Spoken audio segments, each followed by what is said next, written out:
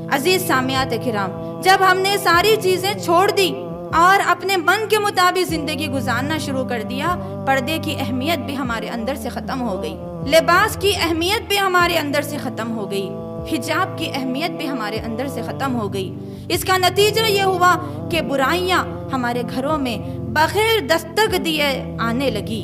دنیا کی چاہت میں تڑپنے والی، معاشرے کے رنگ میں اپنے آپ کو رنگنے والی، اپنے لباس کو برہنہ لباس بنانے والی، اپنے برقعوں کو فیشن کا نمونہ بنانے والی میری ماؤں اور بہنوں، ذرا یاد کیجئے ابو بکر صدیق کی لختے جگر، رسول اللہ کی زوجہ حضرت عائشہ صدیقہ رضی اللہ عنہا کے اس قول کو کہ جب ان کے پاس کچھ عورتیں آئی اور باریک لباس پہنی ہوئی تھی، حضرت عائشہ صدیقہ رضی اللہ عنہا نے ان سے کہا، کیا تم ایمان والی ہو؟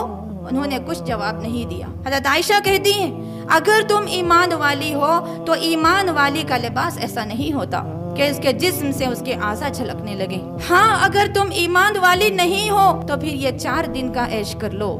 یہ بات ام المومنین حضرت عائشہ صدیقہ رضی اللہ عنہا نے کہا۔ محترم سامعات کرام، ہمارے لباسوں پہ ہم نظر ڈالیں، کتنا چھوٹا سا چھوٹا ہمارا لباس ہو رہا ہے، کتنا باریک سے باریک ہمارا لباس ہو رہا ہے، کتنا ٹائٹ سے ٹائٹ ہمارا لباس ہو رہا ہے، کتنا مغربی تہذیب والا ہمارا لباس ہو رہا ہے۔